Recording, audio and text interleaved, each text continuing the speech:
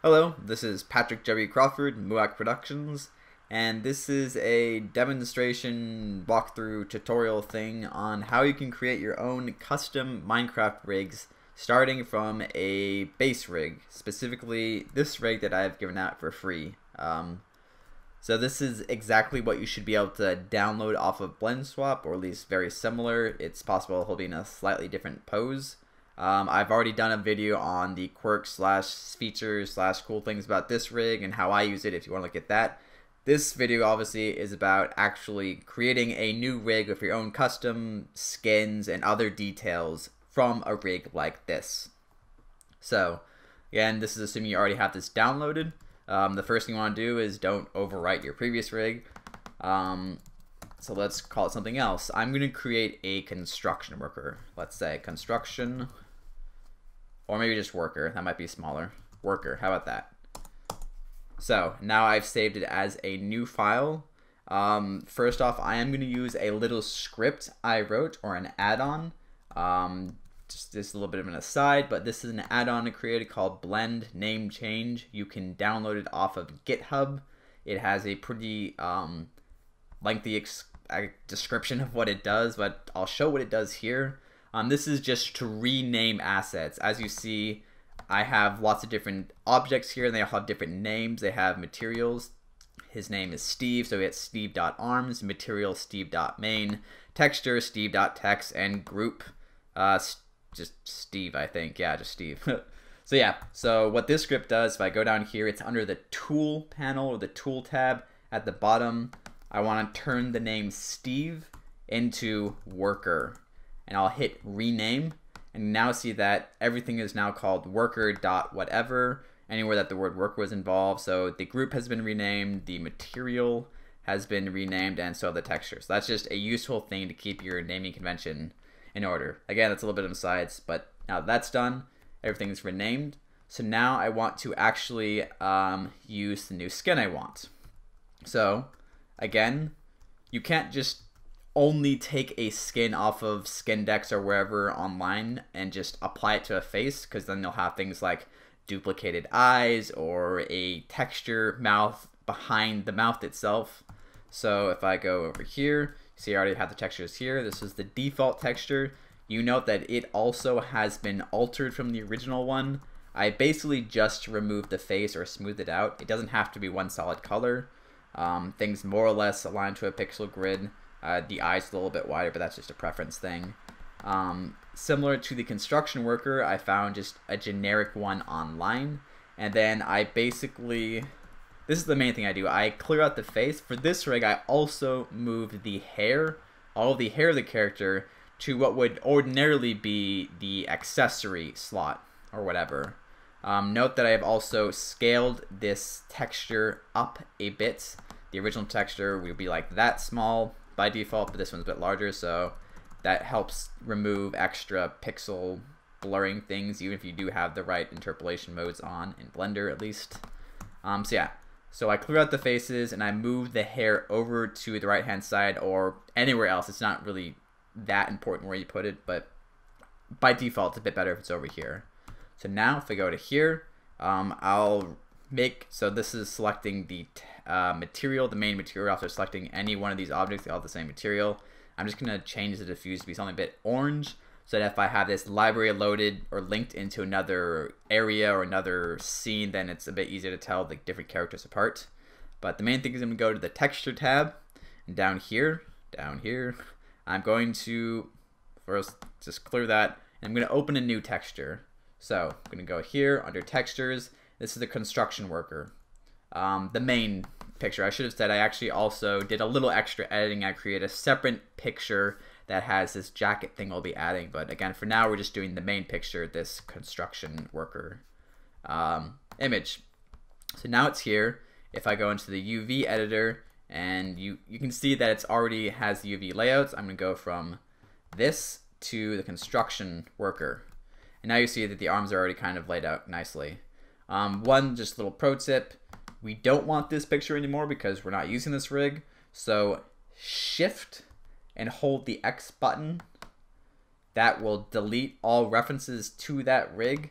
and now you see it has a little 0 beside it. If I were to save Blender, close it, and then reopen it, you'll notice that that old texture, that old data block is now gone. So that's just a useful thing, so you don't have lots of extra references here, because those can pile up. But now we have this here. If we go into render mode over here, it will look mostly good once it actually starts to render a little bit. But yeah, so this is most of the rig already done for you. Now there's a few things that aren't right. The hair isn't quite right, the eyebrows aren't right, and he doesn't have his jacket yet. So let's fix those things. First of all, I'm just going to delete the hair for now. What I have on layer 2 of this rig is a preset or sort of subdivided and weighted just box that's already UV mapped. So if I go to the construction worker, you see it already has all the UVs laid out and kind of scaled in case you are having any sort of edge boundary sort of mapping interpolation issues. So I'm going to move this to layer 1 to where the rig is. Again, it is already set up with the head and the armature and everything, but what has not been done, if you notice, it doesn't have a green outline, so by default it's not part of a group. And again, the way I use these rigs is by library linking them into other files, so anything that's not a part of the Steve group, or I guess worker group as it's now called, would not actually appear in the rig. To add it there, you just go into here, and it's the only group in this file, worker, and again, it's also been renamed to the new name. Now it's green, so now if we were to library link this into another file, this head piece would appear as is. Alright, so the next thing we want to do is, well, we don't want all this to be that way. Oh, actually, also, I probably should have done that. This will probably be already set up in the file I upload to BlendSwap, but make sure it has the same material as well, or whatever material you want to have. It could be different. I don't know. But yeah, so the main thing is now it's a lot easier to delete faces than it is to add faces. So the idea here is you want to delete the faces you don't want. So I'll try and just do this a little bit quickly. It maybe won't be perfect, but you'll get the idea of what you want to actually do. So you notice here I'm selecting with C. This is just kind of an area selection, and I'm in face mode just to be a little bit easier. You can see the faces that have been selected here in the UV editor. And so I want a few more. Just do this quickly as I can. And I'll do it on the other side as well. Oop, got one extra over there, you see. I'm gonna get rid of that. I think I also deleted some on the bottom, or I meant to. Yeah, this is super rough. The main thing is that for right now, just for test purposes, I want to make sure hide all that I don't have any extra non-textured spaces being that's not right. Being whatever the word is, I don't know. Showing up. Yeah, I guess I'll be more specific. All right. So once I have this done, oop, not trying to press V, press C. All right. I guess I selected slightly wrong. Whatever. The point is now if I were to press X, delete faces, now you already have the hair basically done. So I'm going to unhide. I hid the other things just to see a bit easier with H. And I unhide it. You have the hair, which is more or less good now once the preview render stops going. So you can see it looks better. It's a little bit mullet-like. You might want to edit it some. This is where it is, again, kind of flexible because the face is already there. So even though this isn't part of the texture, it has hair everywhere, you can, like, it doesn't hurt you to, like, delete extra faces and just try something out. So maybe you want something like that. Maybe you want the corners to be taken out. Except, you know, if you want the corners to be taken out, you probably want to have the head texture underneath to have that corner be brown so it doesn't have like a random bald spot showing through. Now for my animation, what I actually did, one of the most recent ones, I made him so it's actually mostly a bald character. So to do that, I just kind of randomly selected things in the middle. Up here, X those faces out. I made it so that I deleted more of his hair just kind of in general. Like that. He didn't have much side hair. He definitely didn't have sideburns or this beard thing going on here because he was middle-aged, whatever, losing hair, so forth. I don't want all those to be gone, necessarily. Something like that. Now he's a little more bald-looking. I think I did delete the corners here. Just kind of show you can kind of just sculpt almost, and that's kind of the idea and flexibility of this to make it look better however you want. Of course, you also have the flexibility of extruding things to make more 3D hair. So here, if I press E, I can make this go up. Again, if you check here, the UV map is already all here. It's done a little bit weird things that it's put on the outside, but it should be more or less UV texture mapped correctly. In this case, I think I do want to fix that and scale these so it's in that same texture there. But you can do a bunch of things like that. So scale it up a little bit. I don't know, whatever you want. So yeah, again, that's now the hair already set up more or less and weighted properly. So that's the big one, the big thing you can do. Another thing you want to do, as I'm going to say in this example, is say you want to add like a jacket, another feature that goes around the character's mesh or rig itself. So what I want to do next, like I said, is to add in his jacket, which looks like this. Now the way I'm going to do that is, again, these have already been, weight mapped and everything, so you don't want to have to reinvent that. So what I'm going to do is duplicate this mesh with Shift D, and then I'm going to scale it out a little bit. So a little bit along the x-axis and the y-axis. Vice versa. I said the other way around. Whatever. And I'll probably do a little bit more, but just to get it started. Now this, because we have it in a different texture, we want a different material. So I'm going to press the little 8 button here. That's just an indication of how many references there are. And now it's created a new material that's independent to the rest. And I'm going to call this, instead of worker.main, worker.jacket. Now, the texture is also still linked. The textures, materials can have multiple textures, so you want to make sure you also unlink this one so it's independent. So you have worker.text. I can do worker.jacket.text. It doesn't really matter. But the main point is going to press X here, and then open that other image file from here. Function worker.jacket, and make sure that it's using alpha. Another thing I should say about the texture mapping is we want to move it to box with filter size 0. By default, it's going to be on EWA, I believe. Turn off interpolation, turn off mip mapping. That just makes it so things are crisper. Again, we scaled it up from the original, 64 by whatever pixel image, but this still helps it a little bit. Here, you don't actually have to worry about transparency because, again, the point of this is we're adding 3D data for everything. But now if you look at here, we go to this and the jacket. We see that most of it's already set up. The torso has already been aligned in the same place. But what we want to do now is basically break up this mesh so that it only has these pieces. So the way I'm going to do that is do some loop cuts. Basically, I want to do 2 cuts, one here and one there, and then the rest of the mesh should be mostly good. It looks like we'll have to take out the bottom as well because, again, it's only on the outside, it doesn't cover the bottom or the bottom of the person. So I'm going to do this here. Now, one thing I do want to do as well, though, is after I've done the loop cut, ordinarily that will mess around with the UVs. So you see this left-hand UV has been scooted over a little bit. What we really wanted to do is just have it move the whole, basically not affect the UV map that you're loop cutting. That's an option you can do down here, actually. It's called correct UVs. If I do that, it fixes it. You see here that it's still not quite perfect, so I'm going to undo that and redo the loop cut. Now it will have it already set for me, and I'm just going to keep sliding it over until I don't want it anymore. That looks about good. I'm going to do the same on the other side. Hope you can see that, and there, that should be good. So now what I'm going to do, after I've created those, is do a loop select. That's Shift Alt right click, and then just hit X. Well, first I should check that it's actually selected all the way around. It has, but careful, I don't actually want to select the back side because I don't want to ruin that. So what I'm going to do is deselect the back of his body, but continue to delete the rest of these. I'm just going to make sure I'm not selecting those outside vertices. I do want to select that one though. There's an extra ring around the outside. In general, just have to make sure you have the right set of vertices, make sure you're deleting what you want to delete. But now I press delete vertices, and it's basically done for me.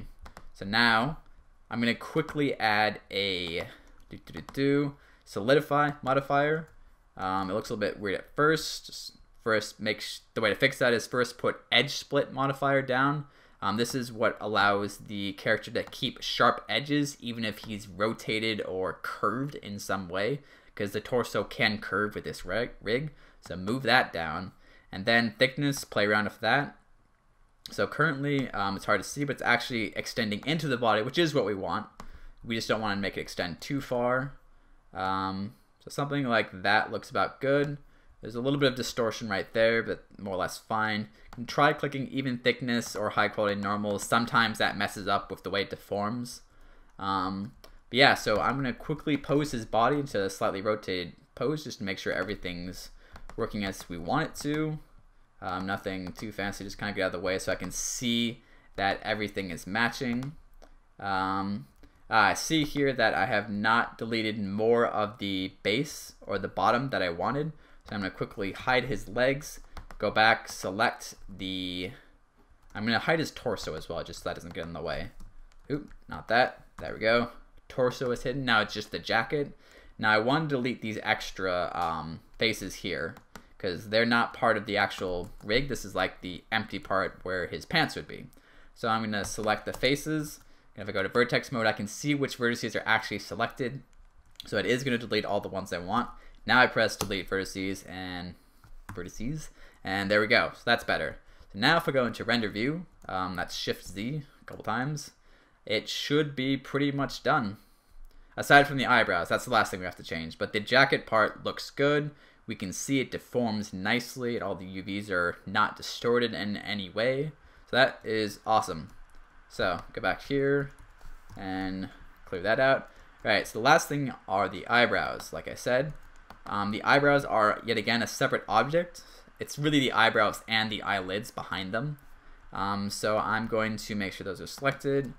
And this is the construction.png, not the construction jacket, for example. So I'm going to make sure that the eyebrows, these objects here, they've been kind of arbitrarily placed, because in general, every reg, I don't create like a separate color palette area. I just kind of move it to somewhere on the rig, usually the hair somewhere that has the right color. And usually you want the eyebrows to be, I guess kind of, it's a preference thing. Here I want them to be the darker brown of the two browns.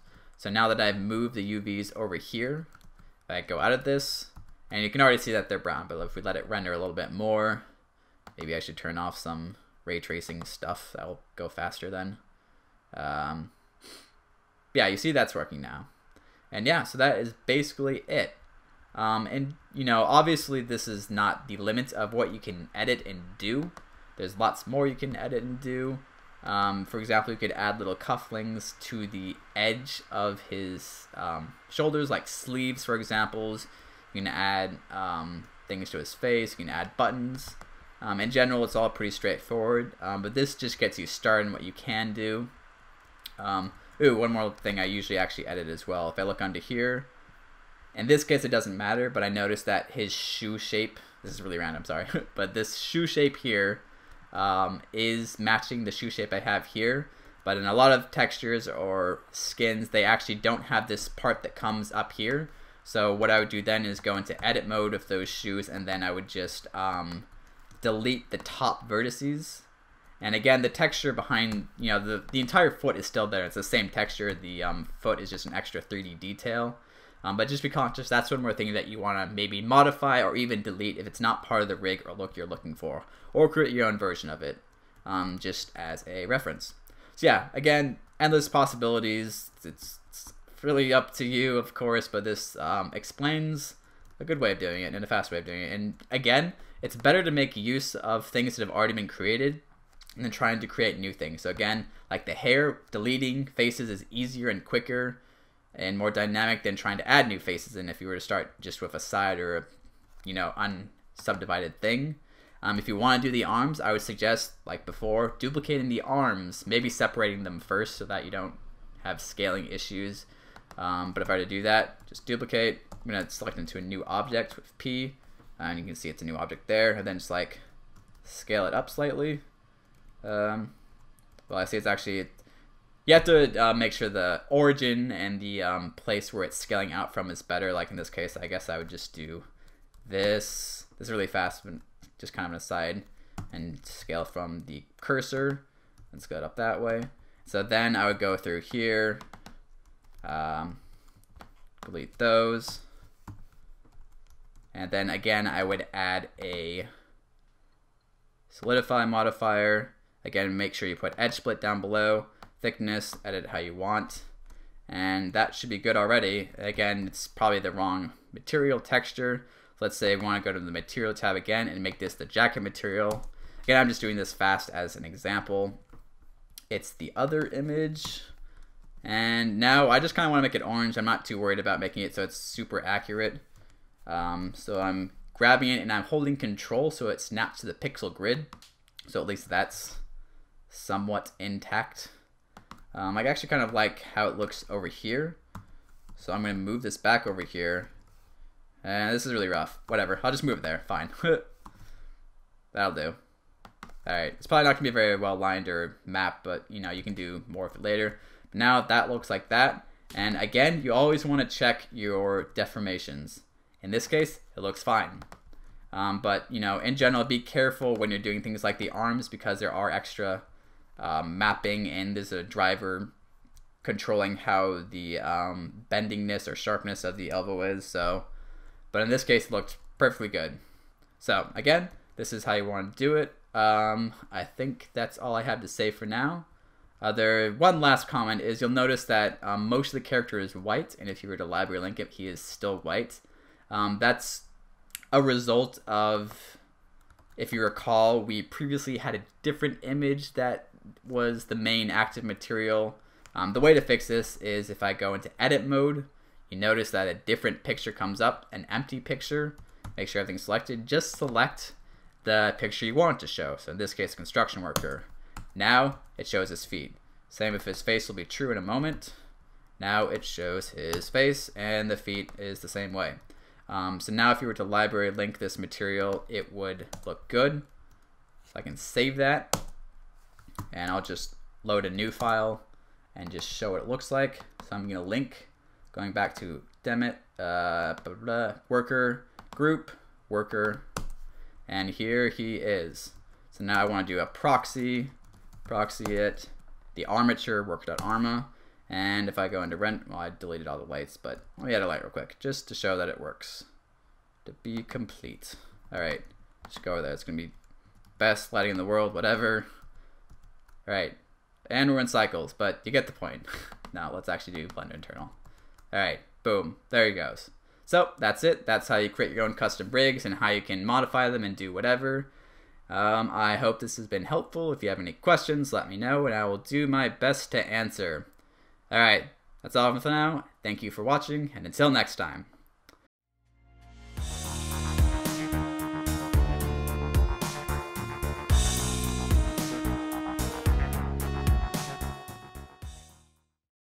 Moo-Ack.